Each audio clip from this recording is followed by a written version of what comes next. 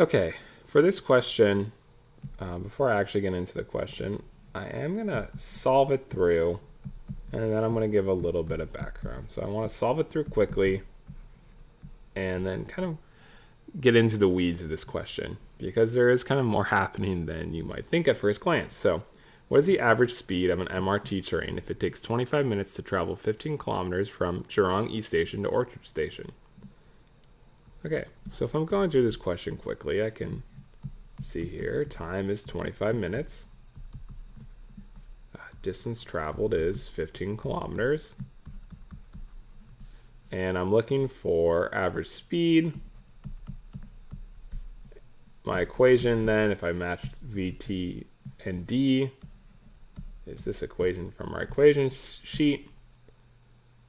Substituting in 15 kilometers for D and 25 minutes for T. Oops, that's not the units of time. That would be in minutes. And here we go, simplify. We can simplify to a decimal, or we can simplify to a fraction. That's up to you. And we get that we're traveling 3 kilometers every 5 minutes. Now, that's a quick, and if this was a multiple choice question, you would arrive at the correct answer. Now, this is, there's a little bit more to it going on here. And if you were paying kind of, close attention, we would have some things that don't feel so right. And that would be how I use these symbols, right? I used D here for distance traveled, which is fine, even though technically, I did say D was displacement. I used T here for a time, but really, if we're looking at this 25 minutes, it's not really a time, is it? 6:30 p.m. That's a time. That's it. That's a place in time.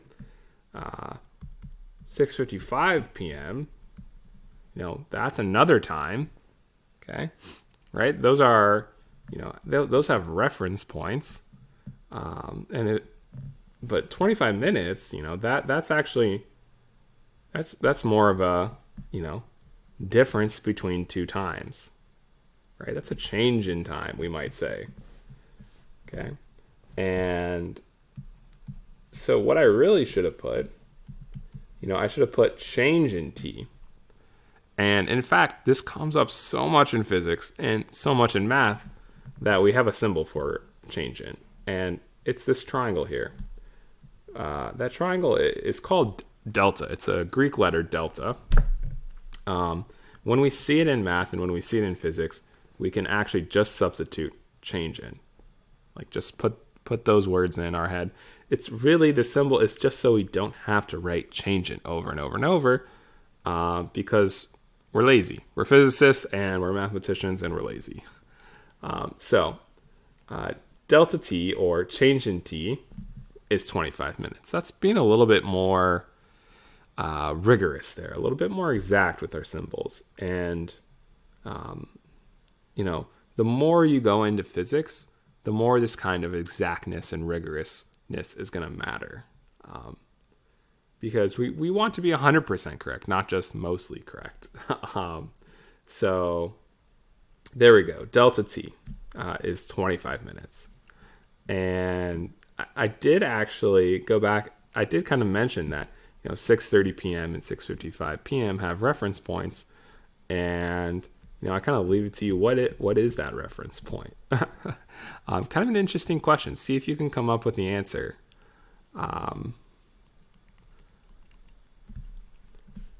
The next part here is distance traveled is equal to 15 kilometers. Now, I think it is actually unclear here when it says travel 15 kilometers. That's definitely a change in, right? We're definitely talking about a change in position here. I think it is unclear from this question if it's talking about, Well, it could be talking about one of two things. Let me illustrate with a picture. We're talking about a train station, and it says nothing about where these train stations are located. But, I might represent Jurong East Station to Orchard Station, and, if it's a train, maybe the path looks something like that, right? And it's a little bit unclear to me from this question whether it's talking about,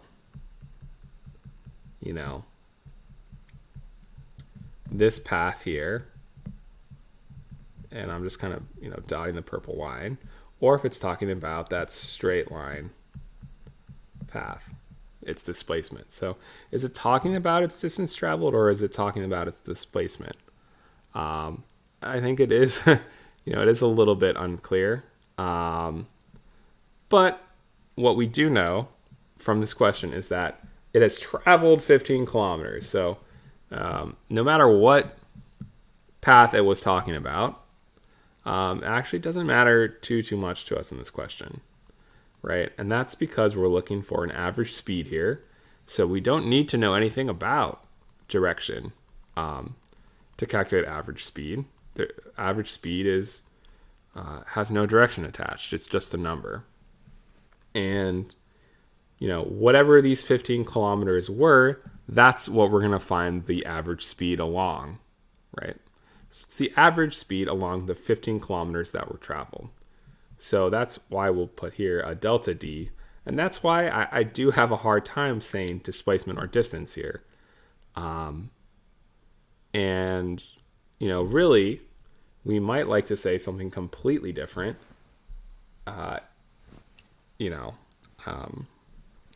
But anyways, if we put this delta D here, I think it does make just a little bit more sense. And perhaps this question should have just been better defined, right? If we really wanted to know the exact answer. And then finally here, the last symbol, I really should have written the average, just to distinguish that I am solving here for an average velocity. And my equation here would actually be just slightly different. My average velocity is my delta D, or my change in D, divided by my delta T, or my change in T. Okay. And so this equation can actually even hold for, what if in this question you said you left at 6:30 p.m. and arrived at 6:55 p.m. and you wanted to find the average velocity or the average speed? You weren't given a delta D right off the bat, you weren't given a delta T right off the bat, but we can actually, these change-ins really is just D2 minus D1 over T2 minus T1. Okay. So that's all this change in means, right? I took my first position here, or my second position here, and subtracted off my first position, or my second distance and subtracted it off my first distance, and took my second time and subtracted off my first time. Okay, so that's a bit of a longer explanation into this question. But my hope is it just does give you a little bit of insight into kind of what's going on behind these problems. And, even a problem, that might not seem too tough at first glance, does actually have, a lot of concepts at play. And we'll be working on kind of understanding these concepts, as you go through physics. And, truth be told, some of these concepts are, I will have to kind of wave my hand at some concepts. And that's for a couple of reasons. Reason one is that there's so many things that you can only learn so much in 1 year. Reason two is that some of these things, to really fully understand, do require a lot of math, and some of that math we might not have got to yet sophomore year. So that's why this, physics is one of those classes you can take multiple times. So yeah, if you do have any sort of questions or this raised some thoughts here, please let me know. And if this only served to confuse you, please also let me know.